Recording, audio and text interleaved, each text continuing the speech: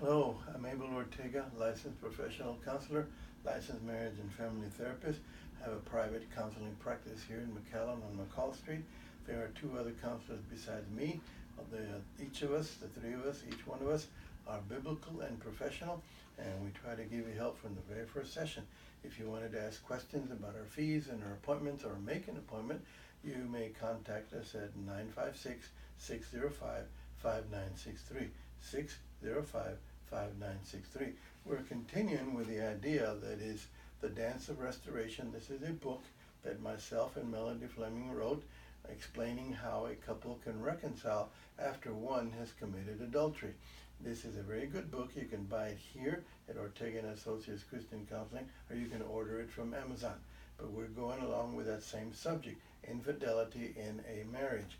And today I want to talk to you about infidelity statistics, the statistics of infidelity. For instance, 41% of marriages, in 41% of marriages, one or both spouses admit to infidelity, either physical or emotional. We'll put them both of them together here, physical and emotional. 41% of marriages have infidelity in them. That's quite a lot.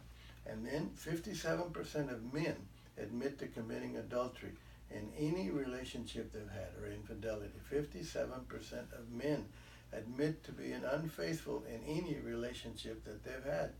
And now the women. 54% of women admit to committing infidelity in any relationship they've had. That's pretty high. Over 50%. That is very, very high. And then 22% of married men have strayed at least once during their married lives. Can you imagine that? 22% of men have strayed at least once during their married lives. And the women, a little less, but still is pretty high. 14% of married women have strayed at least once during their married lives. So we're saying, well, what is going on? This world is getting worse and worse and worse. More people are turning to their own self, to their own flesh, to their own way, doing what they feel like they want to do. They're abandoning church, they're abandoning the Bible, they're abandoning a relationship with God, and these are the results of what's happening now. And then 36% of men and women admit to having an affair with a coworker. That's very common. You work with somebody really close, and you talk and you share emotional needs and etc. And 36% of men and women admit to having an affair with a coworker. And 35% of men and women admit to infidelity on business trips. You leave the home, you leave town, you go on a business trip, it's mixed men and women and so forth, and something happens. Lots of people go to Vegas or go to different places, and those are not good places to be in to begin with. And then after the conference they had that day, they go out. This is what they do. Now, 17% of men and women admit to infidelity with a brother-in-law or a sister-in-law, and that is bad. It is very difficult for the spouse to get over the other spouse having an affair with a relative of his or hers. Very, very, very, very difficult. Some of these marriages do not survive. Let me read it again. 17% of men and women admit to infidelity with a brother-in-law or sister-in-law, and the average length of an affair, 2 years.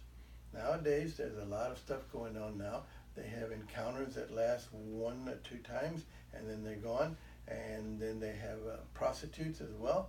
And of course, these affairs, the general length of an affair is 2 years. That's an involvement, but there's a lot of one-nighters. There's a lot of 1 or 2, 3, and off we go. There's a lot of those kind of things. 31% of marriages last after an affair has been committed or discovered. 31% of marriages, after the affair has been admitted or discovered, they make it. And 74% of men say they would have an affair. Now listen to this one.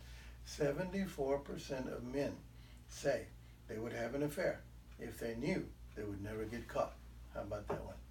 And 68% of women say they would have an affair if they knew they would never get caught. That's a lot.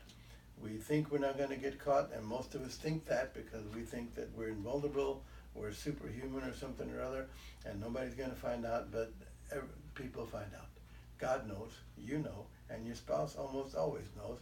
Now, this is not a good statistic. The next one, 2.5% of children that are born, 2.5% of children that are born anywhere, everywhere, are the product of infidelity. In other words, the child was conceived during the affair. Infidelity has a lot of names: cheating, adultery, extramarital sex, or having an affair. Most people would consider this a violation. Any of those would be a violation. And again, the children that are born of affairs, 2.5% of all children born were secretly conceived with a different partner. I'm going to keep talking about infidelity. I'm going to keep talking about the problem, and I'm going to keep talking about the solution. Abel Ortega, licensed professional counselor, licensed marriage and family therapist. You can contact us, 956-605-5963.